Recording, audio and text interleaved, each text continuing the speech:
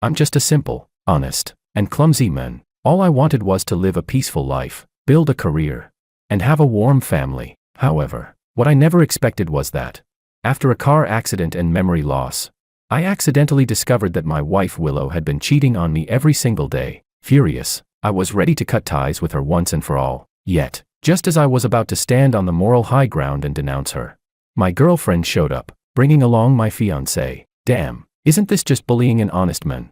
Chapter 1. After waking up from the car accident, I only remembered that I had just finished the college entrance exam and was preparing to go to university. But everything around me showed that I had already jumped 5 years ahead. I calmly looked at the girl sitting in front of me. She was peeling a peach while chatting with me about daily life. She complained, "Ugh, it's so annoying. This month I still have to record a new song and a few concerts. I can't spend too much time with you." She was very beautiful. Her young and radiant face carried a charming allure. On her left ear was a diamond earring. Her hair was styled in a side bun, which made her face look even more striking. As soon as she came, she rushed into my arms, then kissed my cheek. It all felt very natural, so I was certain she was my girlfriend. Chapter 2. It seemed that we often spent long periods apart. I quietly thought to myself, does that mean our relationship is stable? I couldn't believe I was actually dating a celebrity from the entertainment industry. With a seductive smile, she said, "How about we go to Bali together next month?" Next month. I had no idea what kind of life I was living now, nor did I want to tell anyone that I had lost my memory. She handed me the peach, then held my hand. With her alluring and beautiful face, she softly asked, "Is your wife still cheating on you now?" Damn. My eyes shook with a level 10 earthquake. I was actually married, and my wife had cheated on me. Wait, so that means I was cheating too. A celebrity actually knew I had a wife yet still dated me. Luckily, I kept my head lowered, so she didn't notice my shock. Chapter 3. I deflected and said, "It's all right, I guess." She asked again, "That kind of shameless woman doesn't deserve any dignity." "Baby, when are you planning to divorce her and give me a proper title?" I was speechless. So I was even planning to divorce my wife and be with her. But honestly, if my wife cheats on me, then divorce really is the right choice. I sank into deep thought. Who exactly is my wife? Then she added, "My manager knows a lawyer who's really good at divorce cases. Don't worry. We'll make sure she won't get a single advantage. I know you might be worried about damaging my image, but my fans are all rational supporters. You don't need to worry." Oh God, I was already completely immersed in her beauty. Who could resist the temptation of such a gorgeous woman? Her voice was so alluring, sultry, and sexy. My heart was tingling and numb. I wanted to sleep with her. I nodded, honestly and obediently. "All right." Chapter 4. She then asked, "Is that perverted female boss of yours still harassing you?" What the hell? Perverted female boss? Harassing me? I was utterly dumbfounded. Could things really be that messed up? She went on, "You should just quit your job. You always have to work overtime on weekend nights, earn barely any money, and still deal with a menopausal female boss giving you a hard time. It just so happens my uncle's company is hiring. You could transfer there and become a manager." So apparently I was working now, and often doing overtime. What a miserable life. And being harassed by a female boss too. That was beyond bizarre. She must be old and ugly. I nodded absent-mindedly. Just then, my phone rang. Contact name, Boss Freya. Such a nice name. What a pity. My girlfriend motioned for me to answer. She pressed the speaker button. For some reason, I felt a bit guilty inside and also unhappy with her doing that, but I didn't say anything. On the other end, a cold and clear female voice said, "Where did you go? Why didn't you come to work?" The voice sounded like a young woman, not old at all. Chapter 5. I cautiously replied, "I was in a car accident this morning. I'm in the hospital." She sounded worried and asked, "Are you okay? Which hospital?" I told her the hospital's name. My girlfriend still had concerts to prepare for. Based on her words, I concluded that she had just arrived in S-City last night, so I went to find her and spent the night with her. In the morning, I left, and during our call, the accident happened. So it seemed my relationship with my girlfriend was stable and affectionate. First, I had to get divorced. Once divorced, I could be with her openly and proudly. But something felt odd. I had always been an honest, dutiful man. How did I end up cheating? It must have been because my wife cheated on me first. Then I was oppressed by my menopausal boss, which gradually twisted my personality, pushing me into having an affair. I never imagined my adult life would turn out this bitter. Luckily, I had such a beautiful girlfriend to comfort me. Otherwise, I might have gone completely dark. My boss rudely hung up the phone. My girlfriend clearly despised her. She said she had to attend an endorsement event, wearing a mask and a baseball cap. She left first. Her body was curvy, voluptuous with perfect proportions. and I desired her even more. Next time we meet, I'm definitely going to taste the forbidden fruit. Back in high school, I used to be curious about such things. Never thought I'd just wake up one day and actually get to experience such ecstasy with a gorgeous woman. Chapter 6. The guy in the bed next to mine looked at me enviously and said, "Your girlfriend really cares about you." I grinned and replied, "Of course, our relationship is stable. We're planning to get married." He nodded. "Not only does she have a good personality, but she's also gorgeous. Though, she does look kind of familiar." Since we were sharing a ward and a bit bored, we started chatting. Coincidentally, he also knew my girlfriend, Sophia. Apparently, she had recently gone viral after appearing on a variety show, thanks to her sultry makeup and styling for a song performance. Even someone like him, who normally never watches such shows, had seen her all over his feed. He kept going on about how beautiful Sophia was, how great her figure was, and even said that dating a girl like her would make life worth dying for. I almost started to doubt his eyesight. He praised her that much. Yet when she stood right in front of him, he didn't even recognize her. Chapter 7. He said Sophia once mentioned in an interview that men should be understood. Because of that, many big bloggers accused her of being a pick-me girl, so quite a few people online hated on her. My roommate chuckled. "That's hilarious. Those people don't even know what they're criticizing. They just insult her for being a pick-me girl, even demanding if she likes men, as if liking men is some kind of shame." When I heard that question asking her if she liked men, I felt as if the folds of my brain were smoothed by a gentle breeze. On the other hand, Sophia had never had any scandals. Whenever male celebrities tried to stir up rumors with her, she would immediately post on Twitter to clarify her relationship with them. And because she was so straightforward, no one dared to mess with her again. Chapter 8. At noon, just as I was about to eat the hospital food, a tall, beautiful woman wearing silver-rimmed glasses walked in. Her long, fair fingers carried a food container. Both my roommate and I looked at her. Then she came straight to me, sat down in front of me, leaned in close, rubbed her nose against mine, and said with slight annoyance, "Can't you drive more carefully? Besides the concussion, is there anywhere else you're hurt?"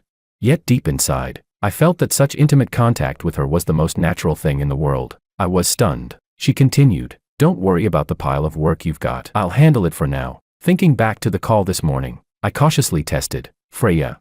She replied, "What about it?" So she really was the so-called perverted female boss. Damn. I was being harassed by a woman this stunning. Are we sure I wasn't the one harassing her? God. It was like I had fallen straight into a nest of beauties, and judging from her body language, our relationship wasn't simple at all. Could it be we'd already crossed the line? She opened the food container and said to me, "I was in a rush this time, so I just made some simple home-style dishes. Tonight, I'll cook something better and bring it over." Chapter 9. As she spoke, she picked up food for me and even fed me. The way she did it gave off a total wifey vibe. I turned my head to glance at the guy in the bed next to mine. He was also watching me. Then, silence. My female boss actually knew my taste in food. Not only that, she brought the meal personally and was feeding me. Was this supposed to be harassment? I chewed mechanically. The food was actually pretty good. But then she suddenly asked, "Where's your engagement ring?"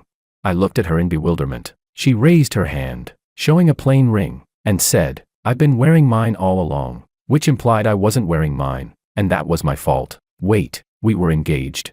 She looked at me knowingly, almost as if she could see right through me, and said with annoyance, "Still trying to hide it from your wife? When are you finally going to tell her?" I heard my roommate in the next bed suck in a sharp breath. I wanted to do the same, but I held it in. Chapter 10. She was clearly upset. Even the hand feeding me carried a trace of resentment. Pressing her lips together, she said, "George, what makes you think I'll be your mistress forever?" Her cold eyes bore into me. My scalp tingled, and under her pressure, I had no choice but to promise, "I'll get divorced as soon as possible.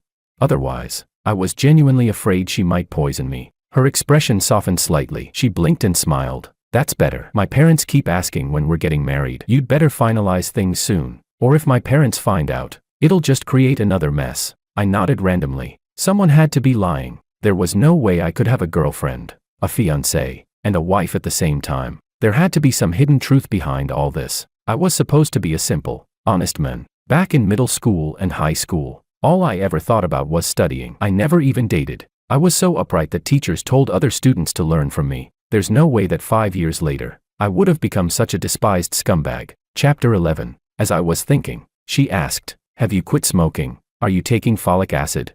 I blinked, confused. What the heck? She looked at me disapprovingly and said, "Didn't we agree to prepare for pregnancy? I've been taking folic acid for 2 months already." But you're so inconsistent. I stammered. Why, you're pregnant? She tilted her head and said, what's wrong with you? We're preparing to have a baby. That's the plan. I was completely lost for words. Preparing for pregnancy with my mistress behind my wife's back. She pressed her lips together again and said, you should separate from your wife first. Otherwise, I'm afraid something might happen. She's so dirty. What if you catch something from her? Her expression grew darker as she said, enunciating each word, if that cheating woman messes around with other men again, I won't let her off. An old and ugly hag like her, married to you, yet still fooling around with others. My wife was old and ugly. Oh my God, how did I even manage to kiss her then? Was that the reason I didn't get close to her, which led to her cheating on me instead? But then, why did I marry her in the first place? Was it because I'd given up on life and stopped working hard? While I was still trying to figure it out, Freya pulled out 2 pills. She swallowed one, then handed the other to me, saying, folic acid, hurry and take it. My scalp went numb. In my heart, I still felt like a high schooler. How had I ended up married, preparing for kids, and now even taking folic acid? But I nodded and said, no problem. Only then did she look satisfied. Chapter 12. As soon as she left, I immediately pulled out my phone, hoping to find some clues, but my phone was cleaner than my own face, absolutely nothing there. Especially regarding those 2 people. The chat history with my girlfriend and my fiancé was completely blank. Damn it, who deleted them? Was it really that shameful? The only conclusion I could draw was that I had 3 women in my life, but since my wife was cheating, I could set her aside for now. Better deal with the wife first. But, who exactly was my wife? My contacts didn't even have notes. Still, I quickly found out who she was. Chapter 13. At 2 in the afternoon, a mature and elegant woman walked into the ward. She wore a blue V-neck dress, her tall figure and long legs making her look especially stunning. She exuded a sophisticated, intellectual aura, every movement filled with irresistible charm. The moment I saw her, my heart began to pound uncontrollably. Wasn't this Willow, the school beauty I had secretly loved all through middle and high school? So I hadn't loved the wrong person after all. She was even more enchanting than she'd been as a student. I stared at her, practically drooling. She came closer, then hugged my arm, asking tenderly and affectionately, honey, why were you so careless? Chapter 14. Honey. I was stunned. My supposedly old, ugly, cheating wife was her. I exchanged a glance with my roommate in the next bed. His eyes were fixed blankly on the ceiling. Silence. I sank into deep thought. Oh God, my dream had shattered. I had loved her for so many years. She was my youth. Why did she have to cheat on me? She asked, what's wrong with you?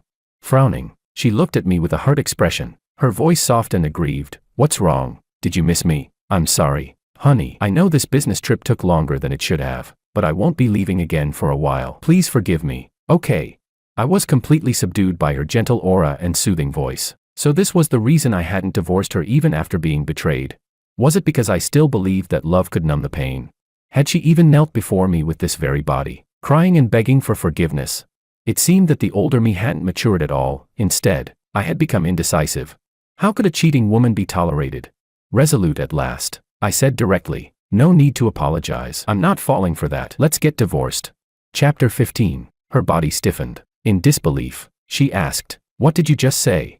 I avoided her gaze and said, cheating only comes in 2 amounts, 0 times or countless times. No matter how cowardly I used to be for not divorcing you, I must divorce you now. She laughed angrily, frowning. George, what did you say? Me cheating?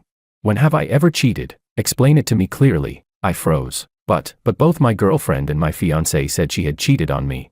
Yet, judging from her expression, she didn't look like she was lying at all. Oh God, who on earth was lying to me? Is it even human to deceive an honest man like this? Forget it. I'd have to investigate later. So, I grinned, grabbed her hand, and said, ha ha ha, just kidding. I was acting. How was my performance? Her expression darkened. She glared coldly at me and said, don't ever let me hear the word divorce again. That word doesn't exist in my dictionary, only. I quickly interrupted. Of course.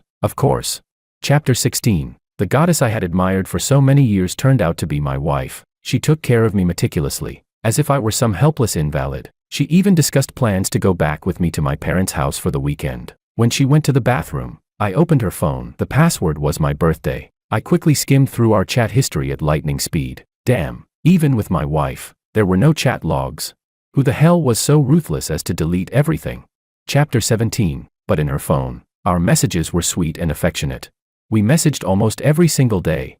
With this kind of consistency, it really didn't look like she was cheating. And no matter how honest or cowardly I might be, there's no way I'd stay with her if I knew I'd been cheated on. Besides, whenever I looked at her, my thoughts went straight to the things I shouldn't be thinking. There wasn't even a hint of anger. Our chats were full of daily life updates, small talk, and corny miss you and love you exchanges. When I was on business trips, I'd buy her small cakes or flowers as gifts. When she went on business trips, she'd stock the fridge full before leaving. She had just been away for 2 weeks. Before she left, she had filled the freezer with dumplings, buns, and steamed bread. I remembered, I didn't like takeout. I loved eating dumplings and buns, but only homemade ones, never the frozen stuff from the supermarket. It seemed, this wife of mine wasn't bad at all. Chapter 18. Suddenly, a realization hit me, and I shuddered. And at this moment, my friends might ask, George, then why did you cheat? The craziest part was that I had not one, but 2 affairs. I frowned, deep in thought. There was no way I had turned into a scumbag. From childhood to now, I had always been a model student, an honest man with ideals, faith, and morals. Back in middle and high school, I had restrained myself and never dated early. One of my life goals had always been to marry, have children, and build a warm home. I couldn't possibly have grown up wanting 3 warm homes.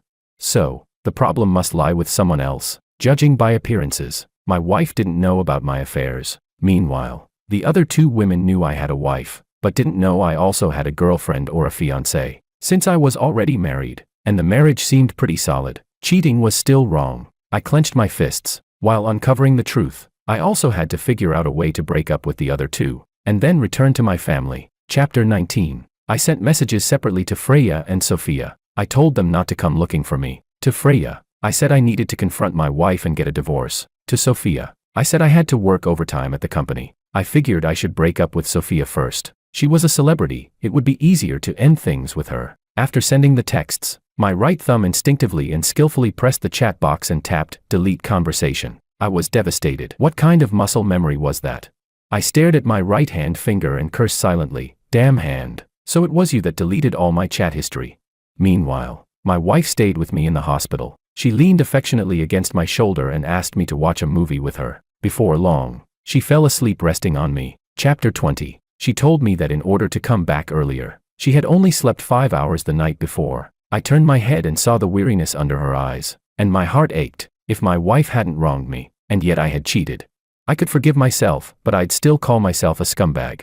Breaking up was a must. I quietly thought about how I should say it. After all, one woman was preparing to find me a divorce lawyer, and the other was preparing for pregnancy. Chapter 21. After one day in the hospital, I was fine again, full of energy, and went home with my wife. We lived in a duplex. Nice. The house was neat and cozy. Our bedroom was on the 2nd floor. On the wall hung our wedding photo. My wife wore a white gown, looking gentle and beautiful, her shy eyes gazing at me. I looked handsome too, with a faint smile as I looked back at her warmly. The bedroom was a suite, very spacious. On the coffee table outside, there was also a photo album. It was full of pictures of me and my wife going out, or just being at home. Sometimes we'd take a quick snapshot while eating out, and it had been printed and placed there too. There were pictures from our student days, looking young and inexperienced, and others from after we started working, looking more mature. From those photos, our relationship looked very good. Extremely sweet. We must have been together since college, because in one picture, I was holding her in front of University A's gate while she raised her admission letter. She smiled sweetly, with a little shyness. I also had a faint smile. Back in high school, I had already liked her. She went to University A, in the capital. Originally, I wanted to stay in S City to develop, but I still chose University A in the capital. Yet in my memory, all I could recall was being admitted. I had even been fretting over what excuse I could use to talk to Willow. Looking at those photos, guilt surged in my chest, just as I was flipping through the album, trying to see what kind of life I had been living these years. My wife suddenly hooked her arm around my neck, stood on tiptoe, and kissed me. Chapter 22. Her sweet breath brushed against the tip of my nose, and in the next second, my whole body sprang to life. She gave me a seductive smile and said, "So excited, looks like you really missed me." At this point, I didn't waste any more words. I scooped her up in my arms and tossed her onto the bed in the bedroom. As I leaned over her, gazing at her radiant, enchanting face, desire consumed me, leaving me restless and unsettled. It felt as though her once pure innocence had been stained with the dust of the mortal world because of me. Back then, I had only liked her on a spiritual level, I had never fantasized about taking our relationship to this point, but now, she skillfully aroused my desire, and we became entangled, falling together into the sea of lust. Chapter 23. Afterward, I felt as though I might die from sheer excitement. My wife nestled in my arms, quietly gazing at me. Puzzled, I asked, "What is it? Why are you looking at me like that?" Her captivating peach blossom eyes reflected only me as she said, "I was thinking about what you said yesterday." I asked, "What did I say?" She replied, "That you wanted to divorce me." I hurriedly explained, "That was just a joke." She shook her head. "Honey, don't joke about something like that. I'd lose my mind." Guilt gnawed at me. She rose and left the bedroom. When she returned, she held a green hat in her hand. Startled, I exclaimed, "What's the meaning of this?" Before I could react, she pulled the hat over my head. Only then did I see clearly, it was a robber's ski mask. She leaned close, guiding my hand to her soft body, and the next second, her eyes grew red as she pleaded pitifully, "No, no, please don't. I have a husband." I was shocked. Did we normally play around like this, even role-playing? But it was kind of interesting. Chapter 24. The next day, I went to work. I had found the company's address from my social security records. I didn't dare tell my wife I had lost my memory. She also suggested I change jobs. She said, "Isn't that menopausal female boss of yours always giving you trouble, always making you work overtime? Since we're not short on money at home, why not do something you actually enjoy?" She continued, "You love writing novels, why not devote yourself to that?"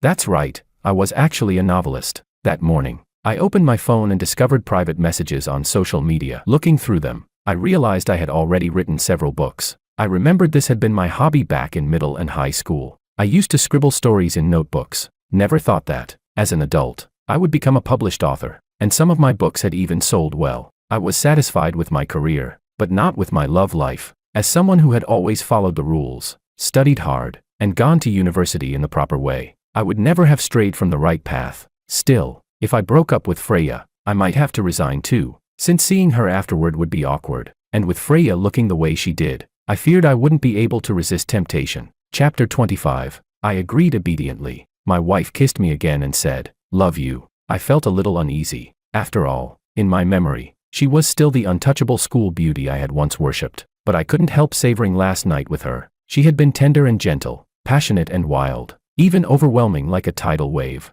Who would have thought that behind her graceful and quiet exterior hid such madness? She even whispered things to speed up my attack, so to speak, compared to her usual image. It was a striking contrast. Chapter 26. Carrying the sweetness of being with my wife, I went to the company. From my emails, I figured out my job title. Before heading in, I ordered a big bag of breakfast and asked the receptionist to bring it to my desk. Sure enough, the receptionist knew where my seat was and delivered it. I let colleagues who hadn't eaten breakfast help themselves. When my boss Freya saw the group crowding around for food, she walked through them and entered her office. I looked toward that office and made up my mind. I had to break up with her. I couldn't betray my wife. Chapter 27. After the colleagues returned to their desks, I turned on my computer. Thankfully, my habits hadn't changed. I had a clear to-do list, and even a dedicated document recording various work points. Following it step by step, I quickly got back into the rhythm. At 10 a.m., Freya messaged me to come in. I clenched my jaw, tightened my fist.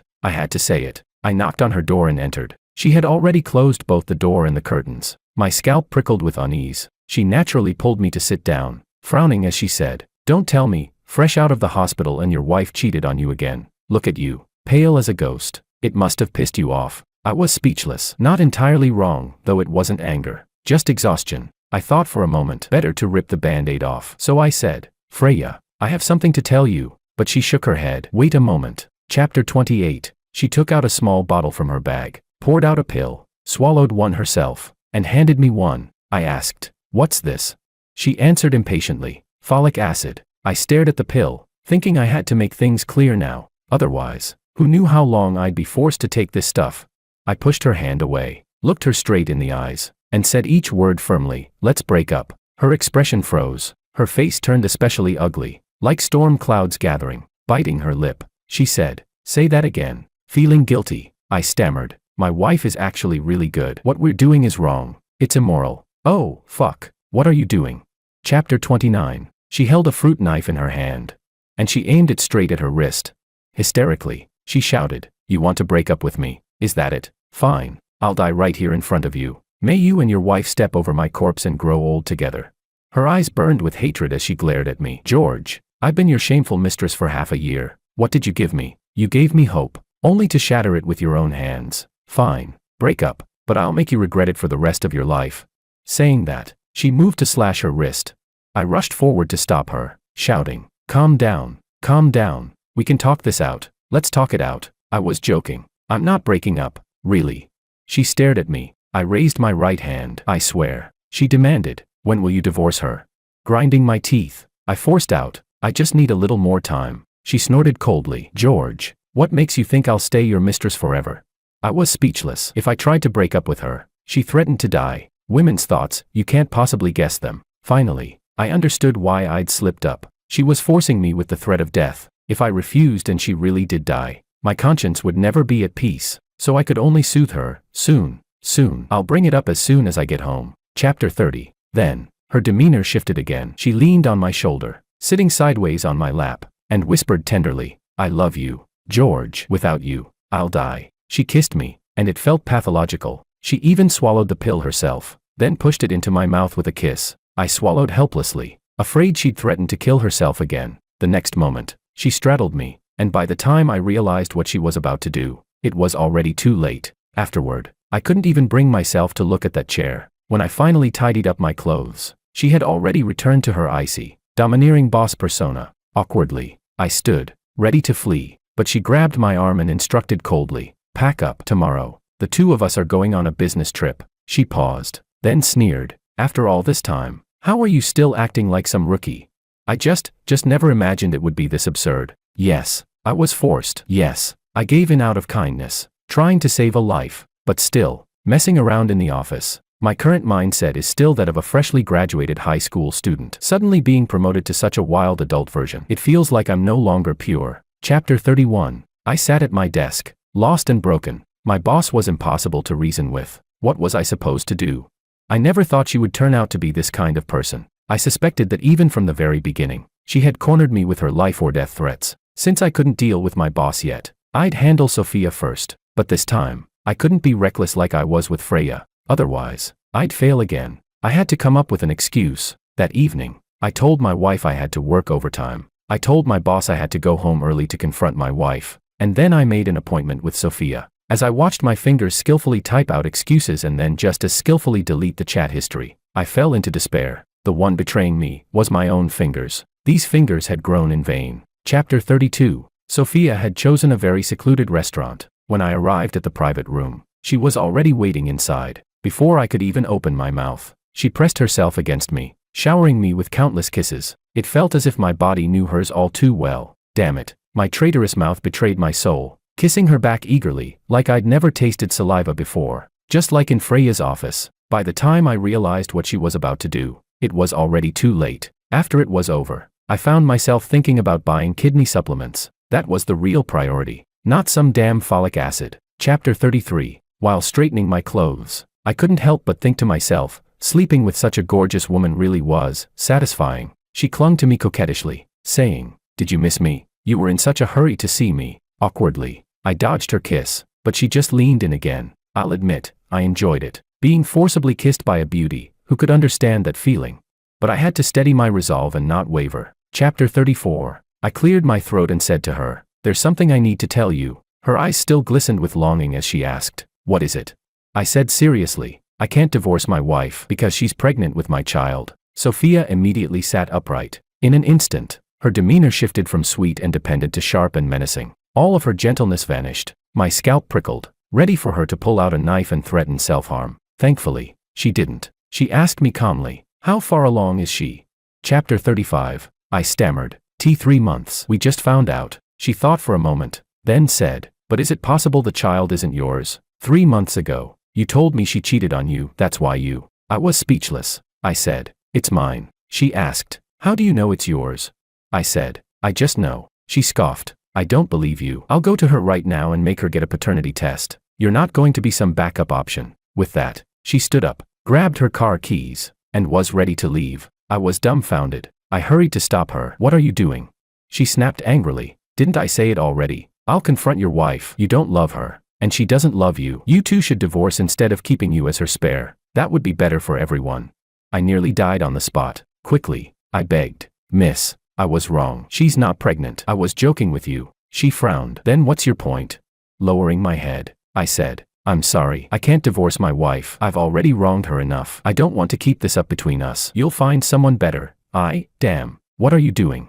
Chapter 36. She pulled out her phone and drafted a post. It read, George's wife. Please leave him. He doesn't love you. In love, the unloved one is the real mistress. I grabbed her hand. What are you doing?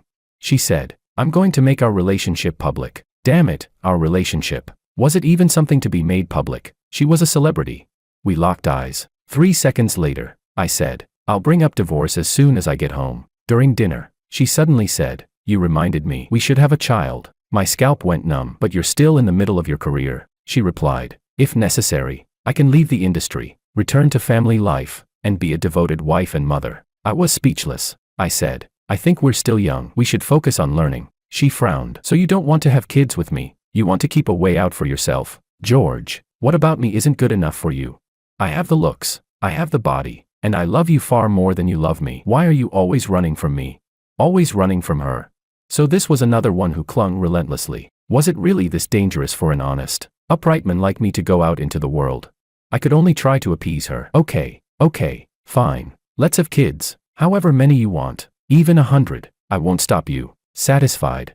Inside, I screamed silently, but in reality, I shrank down like a quail. Chapter 37. After dinner, she asked me to accompany her to a pharmacy. I had to admit, my girlfriend was truly stunning. Even when she went out wrapped tightly in a baseball cap and mask, she still looked so breathtaking. A real head-turner. In that moment, I thought maybe it wasn't so bad we hadn't broken up. But that thought vanished the instant I saw what medicine she bought. I asked, what's this?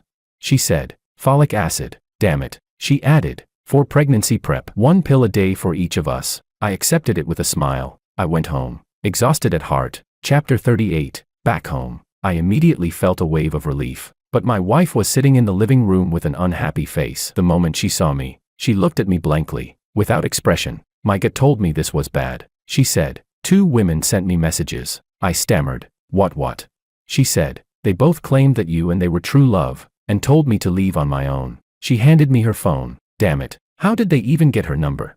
Message 1, Miss Lou. Gio loves me. We're in a hurry to marry and have children. Please leave on your own. Gio is too nice to say it outright, but I think you should know your place. Message 2, I'm Sophia. George and I are true love. You set the conditions, but divorce quickly. I'm already preparing for pregnancy. Chapter 39. I was already expressionless. Willow asked, who are they? I hesitated, then answered, maybe some lunatics just released from a mental hospital. What normal person would send such messages?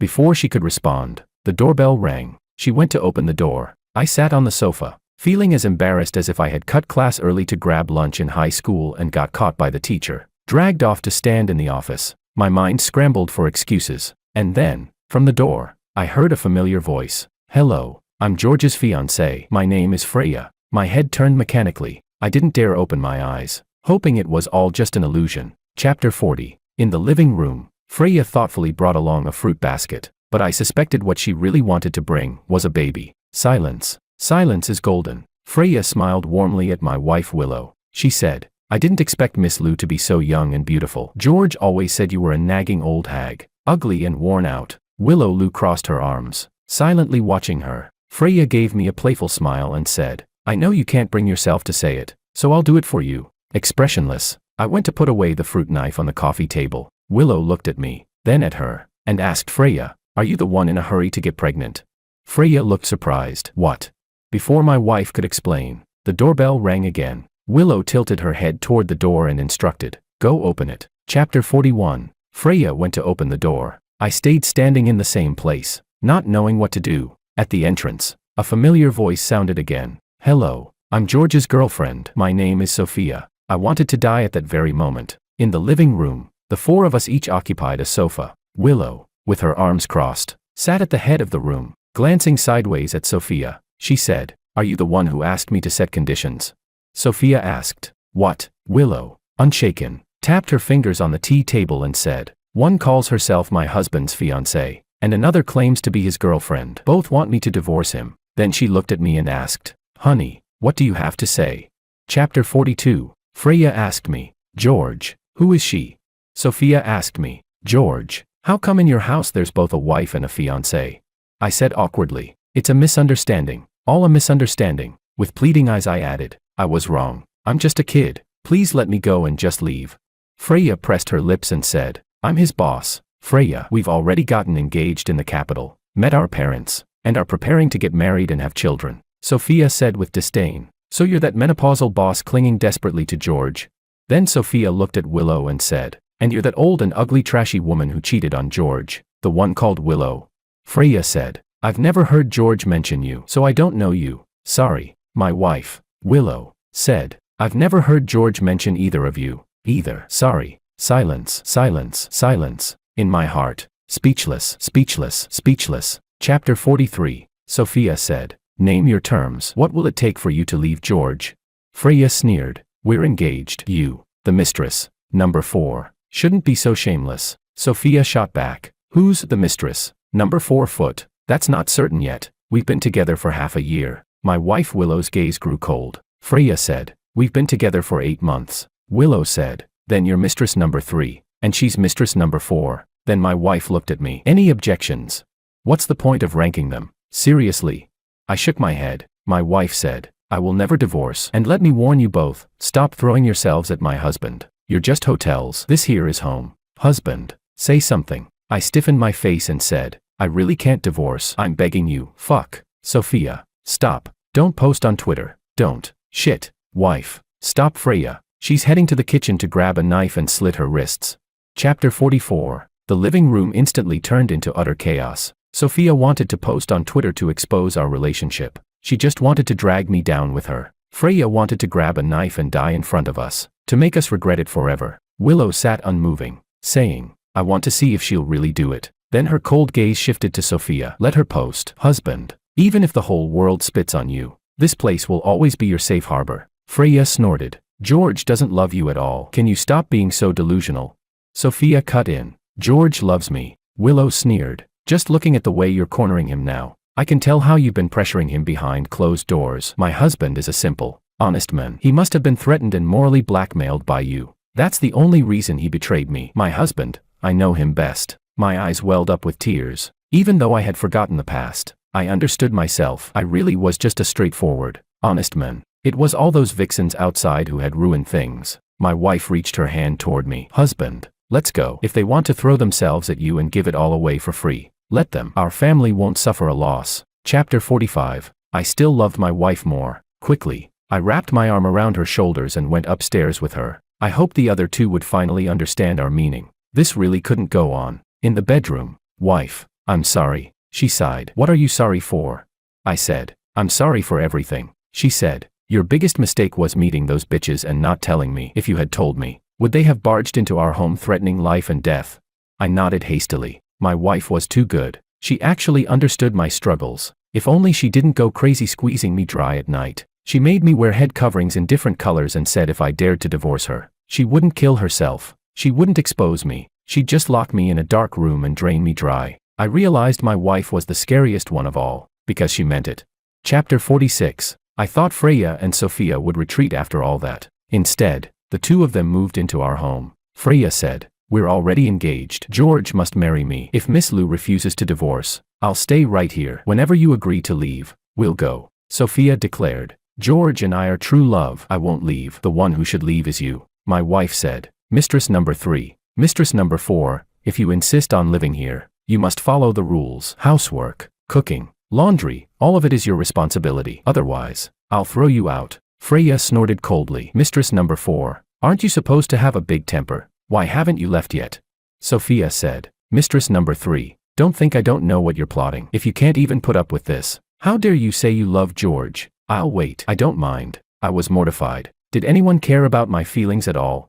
Chapter 47. In the morning, after washing up, I went downstairs with my wife. Freya had made breakfast. After the whole family ate, Sophia washed the dishes. When she wasn't performing at concerts, she practiced her singing at home. She had even asked my wife to give her space to store her instruments. She said it might need some renovations. My wife told her to write a formal application. Sophia, humiliated, agreed. I went to work with Freya. My wife reminded her, Mistress number 3, don't forget your place. On the road, Freya asked me, why won't you divorce her? She's so unbearable, I said helplessly. If I asked for a divorce, she'd probably kill me. Freya sucked in a sharp breath. Sorry, I shouldn't have pressured you before. She clearly isn't a good person. She cursed Willow all the way in the car. At the office, she called me in from time to have secret trysts. She even forced me to take folic acid. The most outrageous time. I had to take 3 pills in one day, because my wife also said it was time we had a child. In the afternoon, Sophia would show up downstairs at my office to bring me afternoon tea. Then she'd book a hotel room by the hour, pretending to be weak and dizzy to trick me. At night, my wife would cuddle in my arms as we watched a movie. She'd say, "Mistress number 3, cut some fruit. Mistress number 4, go mop the floor." I was speechless. Chapter 48. One day, I finally regained my memories. It turned out that after filling out my college entrance exam applications, I had mustered the courage to reach out to Willow and told her I wanted to go to the capital with her. Then I helped her carry her luggage, and we went to register together. And just like that, after spending time together, we naturally became a couple. Willow told me she had liked me before as well. She had just been waiting for the exams to end. After graduating from university, we got married, and after marriage, life was sweet. Chapter 49. As for how I ended up with Freya, it happened on a business trip. Both of our drinks had been spiked, and so, by some twisted accident, we ended up together. The next morning, we had agreed to just forget it, but then Freya begged me to be with her again. And then once turned into twice, then more and more. Since it had already happened, what difference did a few more times make? By the time I realized something was wrong, she was already threatening me with a fruit knife, saying I wasn't allowed to break up. Chapter 50. As for Sophia, I met her because one of my novels was being adapted into a movie. Sophia was chosen to sing the theme song, so she discussed the plot details with me. After all, she had to write the lyrics. I sat in her music studio, listening to her beautiful voice, completely entranced. By the time things developed to a certain point, it was already too late to stop. Chapter 51. I could only walk a tightrope. When I couldn't make it to Sophia's appointment, I said my boss was exploiting me with overtime. When I couldn't meet Freya, I said my wife was cheating and I was going to catch her in the act. When I couldn't be with my wife, I also said I was working late. And so, the lies piled higher and higher. An honest man, forced by circumstance, became a playboy. In my youth, I dreamed of settling down and having a warm home of my own. I never expected that when I grew up, that dream would come true. This home wasn't just warm, it was a little crowded.